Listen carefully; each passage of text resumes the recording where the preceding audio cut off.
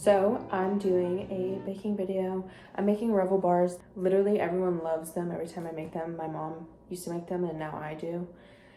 They're really good. They're basically like a brownie, but with like this other layer of like kind of cookie. It's kind of like a brookie, but kind of not. It's really good though. So I basically already have a lot of this stuff sitting out that needs to sit out, like the eggs and the butter. I'm just gonna melt the chocolate and the unsweetened chocolate, baking chocolate, and the butter in a pan. That's what you do first, and then slowly add in ingredients, but I'm gonna do that really quick. I have to say, you're supposed to set aside 2 tablespoons of butter. I don't remember why, because I haven't made this in a while. I used Better Homes and Gardens. Oh my gosh, literally one of the best cooking books ever, because it's a classic. I'm a true believer in classics in general.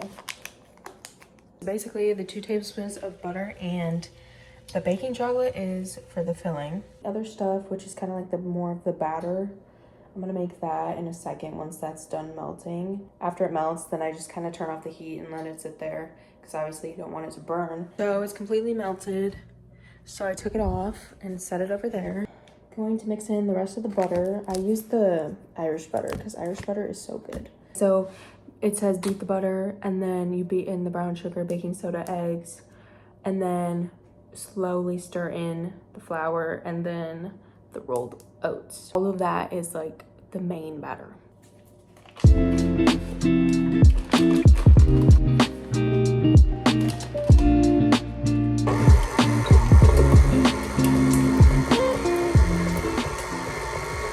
Now I'm doing 2 cups of brown sugar, a second cup,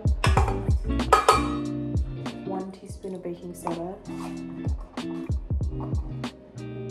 I always get paranoid that I'm gonna do a tablespoon, because when I was little, I think a few times I accidentally did a tablespoon and it messed up the entire recipe. I mean, I started baking with my mom when I was really little, but by myself, I was like 7 or 8, I think. 2 teaspoons of vanilla. The reason why it's in this is because my sister makes vanilla for us now, because she found out how to do it, and apparently it's really easy. Really strong though, because you need really strong alcohol for it. So, 2 teaspoons. 2 eggs. I always open the trash can so I can throw it away right away. I have like a super strong food poisoning fear. So if I ever cook or bake for you, you know it's gonna be safe and you're gonna be fine. 2.5 cups of flour. I cannot have gluten. I'm allergic to gluten. I'm not celiac, but I'm allergic to gluten. So I basically just use gluten-free flour. They have like really good ones now. So yeah, I'm gonna add that in. Mom basically just has it next to the other jars over there, which is pretty easy because it used to just be in a bag and it was really annoying having to get it out. Okay, so I did 1 cup. This is the second, and then I have to do 1/2 cup. I love doing the knife trick just because it's like, I'm a perfectionist with a lot of stuff, and I love that it's like a straight line. And it says to slowly beat it in, but sometimes I don't listen because I have my own way of doing things.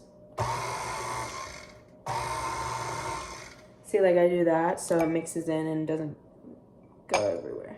So I did the rest of the flour off camera. Now I need 3 cups of rolled oats, and that takes a while to mix in, so.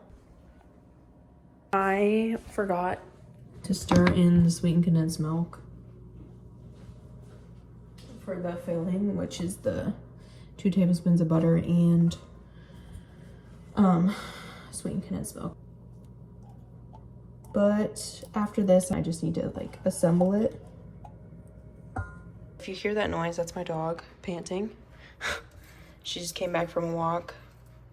So, I don't know why it's getting hot in here, because it's not necessarily fall weather outside right now, and I'm literally wearing my Uggs because I like to walk around in the house with them, and I'm like overheating because the oven is on. So I got this pan out, just a normal white one.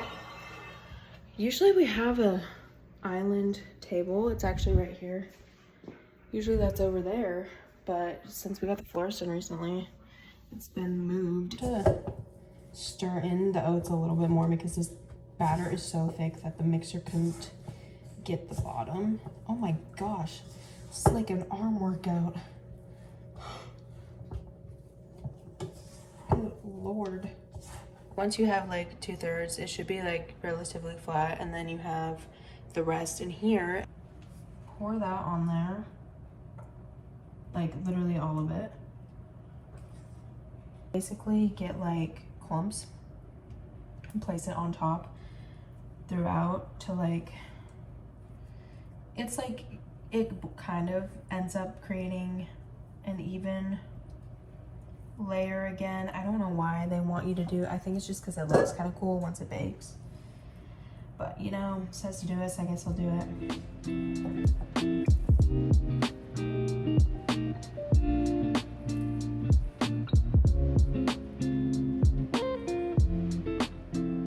This is what it looks like.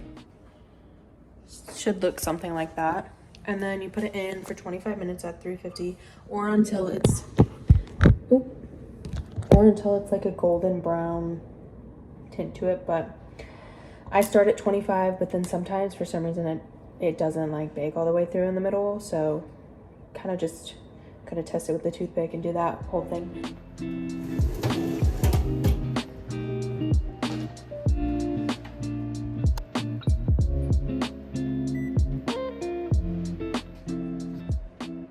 Beautiful, so good. My parents are talking in the background. If you want the recipe, go to Better Homes and Gardens on the website, or get the cookbook, which is better. I like physical cookbooks better. But anyways, I hope you like this video.